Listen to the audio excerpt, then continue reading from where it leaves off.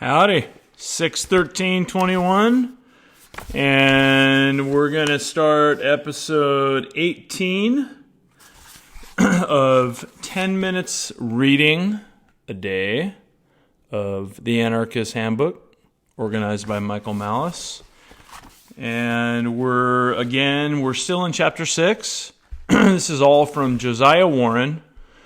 True Civilization, an Immediate Necessity, and the Last Ground of Hope for Mankind, written in 1863 in the United States. So we're going to be starting on page 60 and jumping right into it. All right, here we go. 71. To ensure the best order in such a deliberative assembly, no other subject than the one for which it is called should be introduced without unanimous consent, as each and every one has a sovereign right to appropriate his own time and to choose the subjects that shall occupy his attention. And a constant regard to the same right, fully appreciated by all, will suggest the careful avoidance of all unnecessary disturbance, which might prevent anyone from hearing whatever he or she prefers to listen to. This sentiment becoming familiar to all as a monitor, but little disturbance would occur when it did occur. The principle itself would immediately prompt its appreciators to stop it with as little violence as possible. 72. Here, again, we need no other regulator for the most perfect order than this great democratic principle. 73. With such counselors ready to act, we should be immediately exempted from the necessity for any disagreeable personal disputations on subjects which so often lead to violence or lasting enmity between individuals and nations. All of the doubtful and unsettled can at once be referred to the highest tribunal, with the assurance of obtaining the best decision that present attainments within our reach can furnish. 74. A subject of great or universal interest may be laid before all such tribunals in the world, and their decisions brought to every city, village, and neighborhood, and to every door, and the relief from all disturbing controversies would be felt at every fireside. 75. The sanction of such tribunals to any enterprise for public benefit would place its author or inventor fairly before the public for their patronage, instead of being left to starve for want of attention, while the absence or want of such sanction would put a sudden stop to the swarms of impostures and fallacies that now wear out the attention to no purpose, and render valueless the announcements of even valuable things, while with such a sanction the public might fool at advertisements with some prospect of benefit therefrom. 76. This absolute right of sovereignty in every individual over his or her person, time, and property is the only rule or principle known to this writer that is not subject to exceptions and failures as a regulator of human intercourse.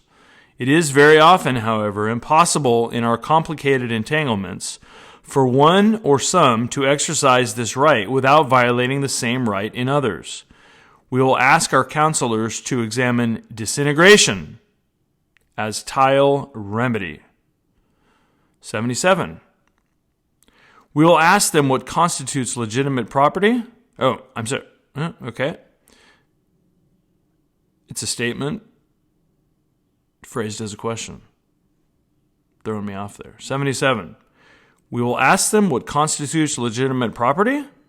We will ask them for the least violent mode of securing land to the homeless and starving. Also, what would constitute the just reward of labor? We shall invite them to consider what ought to be the circulating medium, or money. We shall invite them to consider what ought to be the circulating medium, or money? How it happens that the producers and makers of everything have comparatively nothing? And we shall ask them for some mode of adapting supplies to demands, for a better postal system, for a more equitable system of buying and selling, for a program of education in accordance with the democratic principle. 78. And we will ask them, what will be the use of congresses, legislatures, and courts of law? 79. These are some of the subjects that must immediately employ the best minds if the, quote, American experiment, in caps, is not to prove a total failure. Not to say that the best minds have not been employed upon them, but that the required solutions were impossible without the aid of very recent, though very simple, developments. 80. A conservatory and library will naturally spring up, where the records of the tribunal decisions and other contributions to public welfare will be preserved for reference and diffusion, and the world will begin to know its benefactors. 81. This modern military, as a government, will be necessarily only in the transitory stage of society from confusion and wanton violence to true order and mature civilization. 82.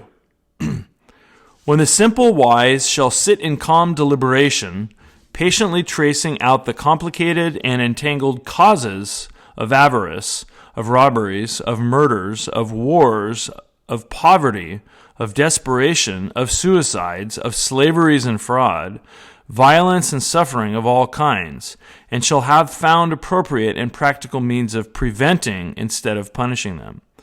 Then the military will be the fitting messengers of relief and harbingers of security and of peace, of order and unspeakable benefits wherever their footsteps are found. And instead of being the desolators of the world, they will be hailed from far and near as the blessed benefactors of mankind. 83. Those who may dissent from these views are, in that act, exercising the inalienable right, which has no exceptions, and they may perceive that they are thus assisting in the scientific inauguration of equitable freedom. 84. In deference to the pressing exigencies of the time, I have endeavored to put forth, in the fewest possible words, thoughts which seem to promise the relief required by all classes, parties, and nations, and have not dwelt upon existing errors and wrongs, they being sufficiently evident by contrast with tile right. Any prolonged attack upon them is unnecessary. 85. I have endeavored to show the sublime powers and dazzling beauties of an absolute principle of right, as a guiding star to our path, along with expedients entirely consistent therewith. If this search after the narrow path has been more fortunate than that of our predecessors, it is owing to circumstances so peculiar that they may be excused for being less successful. If we are self-deluded with all our best energies devoted to general benefit, we shall need all the forbearance that we exercise towards them. 86. It will be seen, by some at least, that each individual assuming his or her share of the deciding power of government as proposed, the great American idea, in quotes, may be practically realized, and that the ever-disturbing problem of the, quote, balance of political power becomes solved, and security for person and property, the great proposed object of all governments, prospectively attained. 87. If others see in this only the inauguration of anarchy, let no attempt be made to urge them into conformity, but let them freely and securely await the results of demonstration. So that's the end of chapter 6 and the end of that essay. So we're just going to jump just a little bit into chapter 7. Starting on page 65, we'll maybe read just the introduction. This is Mikhail Bakunin, Russian, from The State of Marxism, 1867, and God and the State, 1870. Contemporary right anarchists frequently proclaim that left anarchists are secret authoritarians, statists at heart. Historically, however, Marx's foremost ideological rival was Mikhail Bakunin. At the time, there was an enormous debate on the left as to whether communism should be achieved through the state, the Marxist position, or Bakunin's view that anarchism was the way. 50 years before the Soviet Union was founded, Bakunin was anticipating and denouncing what the theory of Marxism would mean in practice. And we'll just leave it right there. The introduction, having finished chapter 6 and started chapter 7. So we will start with Bakunin's actual essays tomorrow on page 65. Thank you very much.